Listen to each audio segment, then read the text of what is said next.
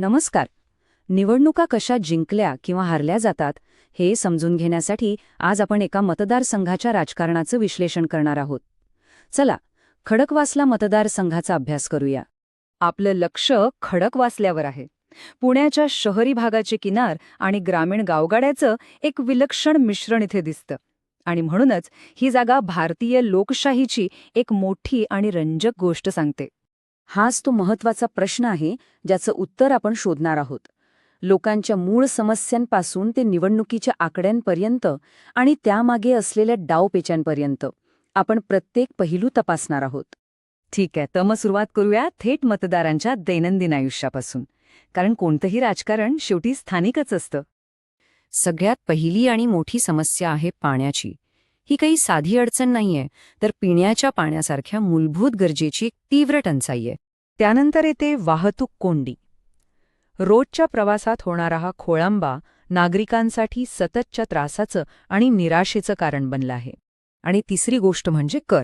विशेषतः नव्याने समाविष्ट झालेल्या गावांमध्ये मालमत्ता कर प्रचंड वाढलाय, पण त्या तुलनेत सुविधा मात्र मिळालेल्या नाहीत. या फक्त तक्रारी नाहीत, या अशा राजकीय शक्ती आहेत ज्या लोकांच्या मतदानावर थेट परिणाम करतात.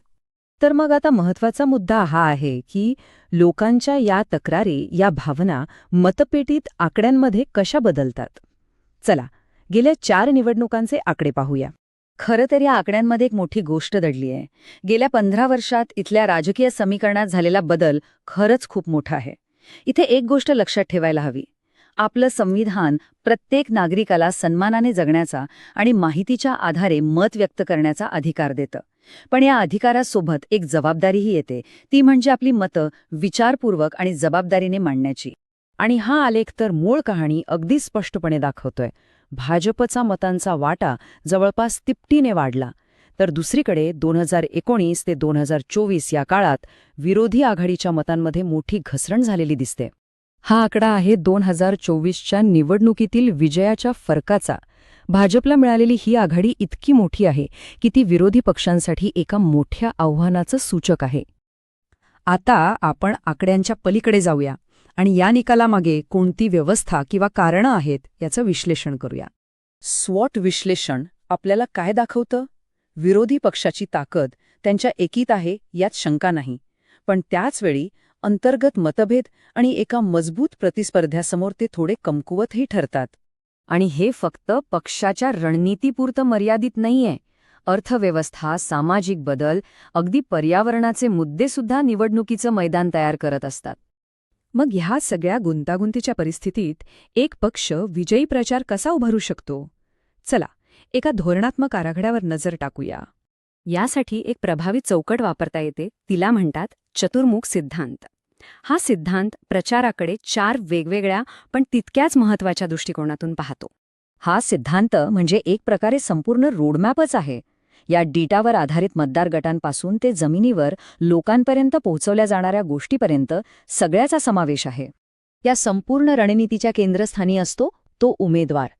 तो केवळ एक राजकारणी असून चालत नाही, तर लोकांच्या समस्या सोडवणारा, त्यांच्यातल्याच एक स्थानिक नेता म्हणून त्याची ओळख असायला हवी.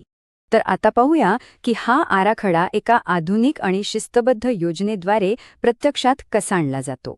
एक आधुनिक प्रचार म्हणजे वेळेनुसार आखलेलं एक अचूक ऑपरेशन असतं. ते संशोधन आणि नियोजनापासून सुरू होतं आणि मतदानाच्या दिवशी लोकांना घराबाहेर काढण्याच्या अंतिम प्रयत्नांपर्यंत पोहोचतं. इथे हे लक्षात घेणं महत्त्वाचं आहे की आधुनिक प्रचारात मतदारांच्या माहितीचा वापर होतो. भारताच्या DPDP कायद्यानुसार लोकांच्या खाजगी माहितीचं संरक्षण आणि त्यांच्या संमतीला महत्त्व देणं बंधनकारक आहे. आणि अर्थातच डिजिटल माध्यमांचं महत्त्व खूप वाढलं आहे. व्हॉट्सॲप आणि Instagram सारख्या साधनांचा वापर करून मतदारांशी थेट संपर्क साधता येतो आणि प्रचाराची दिशा नियंत्रित करता येते. खडकवासलाच्या ह्या केस स्टडीमधून एक गोष्ट स्पष्ट होते. जनादेश मिळवण्यासाठी मोठ्या विचारसरणीपेक्षा लोकांच्या दैनंदिन समस्यांना पद्धतशीरपणे हाताळणं जास्त महत्त्वाचं आहे. आणि हेच आपल्याला एका महत्त्वाच्या प्रश्नावर आणून सोडतं. जर तुम्हाला लोकाभिमुख नेता बनायचं असेल आणि तुमच्या मतदारसंघाचा विकास करायचा असेल, तर blueprintstrategies.ai शी marji@blueprintstrategies.ai वर संपर्क साधा किंवा 0800 42 04 1002 वर कॉल करा. राजकारणापलीकडचा उद्देश.